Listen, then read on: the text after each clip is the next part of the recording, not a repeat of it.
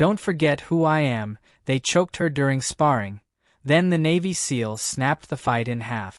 They said it was just another sparring session, another drill on the mat, another test of strength. But when the choke came, held far too long, it wasn't training anymore. It was a reckoning, a challenge no one expected, and the fight that would change everything for her and for him. The gym smelled of sweat, leather, and the faint bitterness of adrenaline. Sunlight slanted through high windows, catching motes in the air as recruits shifted across padded mats, their movements deliberate, almost ritualistic. Harper Blake, a new Navy SEAL trainee, stood opposite Staff Sergeant Dillon Carr, the man whose reputation preceded him like a shadow. Dillon's eyes were cold, calculating, the kind that measured strength as if it were currency. Harper's own pulse throbbed in rhythm with the pounding of bodies around her. She had trained relentlessly for years, climbing from the back alleys of Sacramento, through bruises, setbacks, and nights she spent questioning her own worth. Yet nothing could have prepared her for the moment Dillon's arm pressed against her throat, too tight, too long. She gasped silently, fingers clawing at fabric, eyes watering, but the world around her seemed to freeze. Whispers rose and fell, recruits exchanging uncertain glances, but Harper didn't panic. She remembered the voice of her mentor, the man who had believed in her when no one else did. *, you are more than fear. You are steel. * 8 seconds. 9. Each heartbeat a hammer against her ribcage. Dillon's grip didn't relent, as if proving a point no one else needed to hear. The gym's cacophony faded into silence, Harper's vision narrowing to a tunnel of dim light. Pain roared through her throat and lungs, a fire she had never known. And then, as her knees buckled, the memory of her younger brother flashed before her. A kid scared of everything, depending on her to be brave. She inhaled a shard of resolve, her mind locking onto a single truth. I will not let this define me. When she finally tapped, weak but controlled, Dillon released her with a smirk that didn't quite reach his eyes. Harper sank to the mat for a breath, the sting of humiliation burning hotter than any choke. Around her, recruits shifted uncomfortably, unsure whether to intervene, to judge, or to look away. But Harper wasn't thinking of shame. She was thinking of justice. Not vengeance, not violence, but the inevitability of balance. Dillon had shown his hand. Now it was her turn to write the next move. 3 days later, the same gym held an entirely different air. Surveillance cameras, instructors, and the silent gaze of Commander Reynolds observed every move. Harper stood at the center of a demonstration cage, calm and collected, her body coiled like a predator. Dillon approached, arrogance radiating in measured step. He had no idea that the tape from the last session had already been analyzed, every millisecond scrutinized. Harper's hands rested lightly on her thighs, eyes fixed, measuring, remembering. Every slight twitch, every subtle gesture became her language. Around them, Marines whispered, sensing the tension but unsure of the outcome. Then the playback began. On the monitors, Dillon's choke stretched beyond protocol, beyond reason, beyond the point where any man should have held it. The evidence was silent but deafening. The control Harper had built over herself, the discipline hammered into her through years of struggle, now spoke louder than Dillon's brute force ever could. No punch, no strike, just proof and the inevitability of consequence. Dillon's face drained, first of color, then of certainty. The fight wasn't over in the gym. It had been lost in the clarity of truth, and Harper knew it. But before that moment of reckoning, Harper had a journey few could see.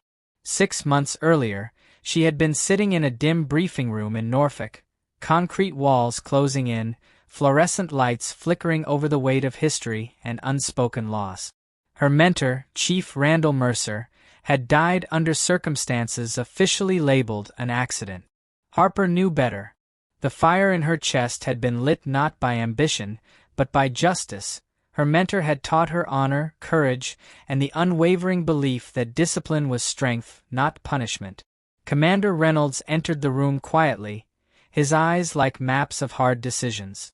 Documents slid across the table, photographs of Dillon, notes of complaints ignored, whispers of misconduct that had died with her mentor. Harper's hands hovered over the paper. This is the moment, she thought. I don't fail people I love. I don't fail those who trusted me to be the one who sees. She signed without hesitation, her pen carving a path forward, a silent promise that the shadows of injustice would not go unchallenged. Airplanes carried her over deserts and oceans, each mile a countdown to confrontation. Harper stared out the window at Arizona, at the sprawling landscape shifting beneath her like pieces in a puzzle. Her phone buzzed. An anonymous number, a single line of text. Welcome to California.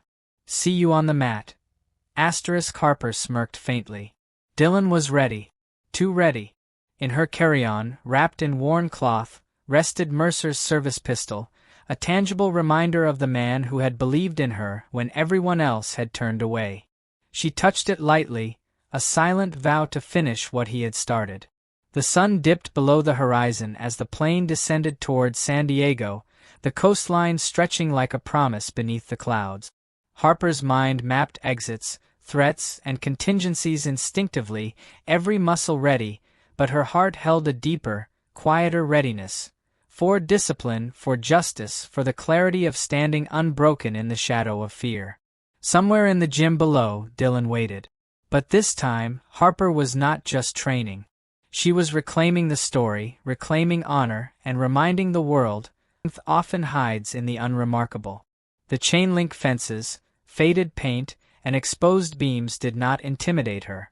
She stepped inside the main hall, the thud of her boots on the mats echoing louder than any voice.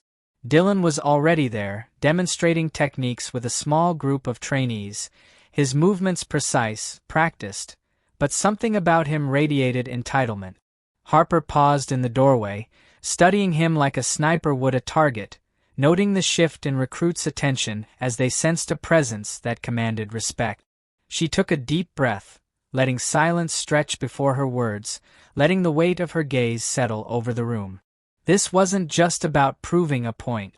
It was about reclaiming space, honor, and integrity. When Dillon finally looked up, his smirk faltered.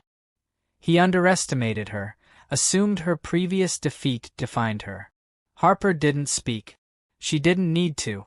Every deliberate step toward the center of the mat spoke louder than words. The room held its collective breath, and for the first time, Dillon felt that uncertainty clawing at the edge of his control. Harper's first day on the mat was a study in observation. Every motion, every grip, every slight imbalance became data in her mind. Dillon barked orders, moved with authority, but Harper noticed the cracks. A hesitation, a slight overreach, a glance toward the cameras. She remembered Mercer's lessons.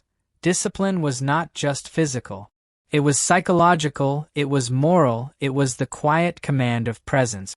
By afternoon, Dillon's arrogance began to falter. Harper's calm, calculated responses forced him into corners he hadn't anticipated. The trainees noticed too, their eyes flicking between the two like spectators of a silent duel. Harper's reputation, forged from years of struggle, radiated in measured gestures, precise movements, and the silence she carried with her.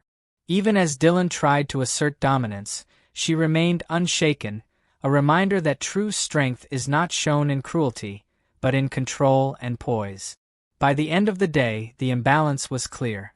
Dillon had underestimated her, and the realization burned in him. Harper had not only endured the choke, she had transformed it into an instrument of clarity, proof that discipline tempered with justice could be more powerful than raw force. Night fell over the annex, but Harper remained, reviewing footage from earlier sparring sessions. The glow from the monitors painted her face in cool blue light, illuminating eyes that burned with focus. She replayed every second Dillon had overstepped, every moment of hesitation she had noticed, building a mental map of the man who believed he was untouchable. Outside, the desert wind whispered through the gaps in the building, a quiet rhythm against the tension inside. Harper's mind wandered to memories of her childhood, nights she had spent alone in a cramped apartment, learning to fight not for glory, but to survive. The same determination now fueled her, sharpened into something precise and relentless. She knew that tomorrow, every eye would be on the cage, every decision scrutinized, every misstep magnified. She checked her gear, double-checked every detail, and allowed herself a single, quiet moment of reflection. This was not just about Dillon. This was about proving to every recruit, every observer, and most importantly herself, that resilience, discipline, and integrity could not be overshadowed by intimidation. The fight ahead would not be won with force. It would be won with unwavering resolve, patience, and the quiet power of truth. The next morning, Harper stepped into the cage, her presence commanding attention. Dillon approached, confident, athletic, radiating a sense of untouchable authority. Recruits watched in silence, sensing the unspoken tension. Dillon lunged first, expecting aggression, expecting chaos. Harper, however, moved like water, every motion measured, every counter precise. She didn't strike recklessly. She let him expose himself. The audience saw only the outward motions, the spin of arms, the shifts of weight, but Harper's mind mapped everything: timing, leverage, and the very essence of control. When Dillon tried the choke again, her body responded before thought, a seamless execution of counters Mercer had drilled into her years ago. Onlookers gasped quietly. The choke, once a symbol of fear and domination, now became his own undoing. Harper's restraint highlighted Dillon's mistakes, the cameras capturing every moment with unflinching clarity. And in the silence between movements, she allowed a subtle message to resonate: not revenge, not malice, but undeniable mastery. Dillon's confidence crumbled, replaced with a dawning awareness that strength without discipline, force without conscience, always falters in the end. The gym, once filled with tension and whispers, now hummed with a quiet reverence for the woman who had turned fear into proof. By the afternoon, the verdict was clear. The playback screens displayed the choke, timestamps frozen in unalterable reality. Dillon's overreach was undeniable, every microsecond of violation recorded and witnessed. He stood in the observation cage, face pale, hands clenching and unclenching, realizing that honor, once taken for granted, had the power to topple even the most decorated. Harper, standing silently across from him, exuded control and quiet triumph. She didn't gloat. She didn't mock. She simply allowed the truth to speak. In that room, the balance of power shifted, not through violence but through discipline, integrity, and preparation. Recruits whispered among themselves, inspired and awed by what they had witnessed. Harper's mentor, Mercer, would have nodded silently, proud that his lessons had carried forward. Dillon's career, built on intimidation and aggression, had faltered because he underestimated the quiet strength of a woman who refused to forget who she was. As Harper left the cage that day, her eyes met the trainees, a look of reassurance, strength, and hope. She had not only reclaimed her story but had also reminded the world that resilience, honor, and courage could bend even the strongest of adversaries to the light. With fear, they whispered with awe. Harper moved through the room, observing each one, noting hesitations, doubts, and the flicker of courage awakening in their eyes. Discipline, she realized, was contagious. Every precise gesture, every calm command, radiated authority without aggression. Harper paused near the mats where Dillon had once dominated, now standing silent, a shadow of arrogance replaced with grudging respect. She didn't need to speak. The silence carried her message. Power without honor falters, and integrity, once lost, can never be faked. Later, alone in the observation room, Harper reflected on everything. Her childhood struggles, her mentor's teachings, the months of preparation, the humiliation, the choke that had almost broken her. Every moment, every hardship, had led her here. She realized that the fight had never been only about Dillon. It was about proving to herself, and to every recruit watching, that even in a world where power often overshadows principle, courage and discipline could carve a path forward. That evening, Harper stood outside the annex, the sun dipping low over the Pacific, painting the sky with streaks of orange and violet. The wind carried the faint sound of training, but it felt distant, almost peaceful. She thought of Mercer, of his quiet confidence, and the lessons that had become her armor. Life had tested her, pushed her past limits, forced her to confront fear in its rawest form. And yet, here she was, not hardened, but refined, her resolve tempered like steel. She ran her fingers over the scar on her shoulder, a reminder of battles fought and survived, both physical and emotional. The path ahead would not be easy. Dillon's influence wasn't gone overnight, and the annex would continue to test every trainee who entered its walls. But Harper knew the truth she had brought back. Discipline, integrity, and resilience were stronger than fear, stronger than intimidation, stronger than cruelty. And as she watched the sun slip below the horizon, she understood something profound. Strength was not just measured in muscle or combat skill, but in the courage to stand unbroken and to demand justice quietly, but unwaveringly. Days passed, and Harper became a symbol of what the SEAL program could be at its best.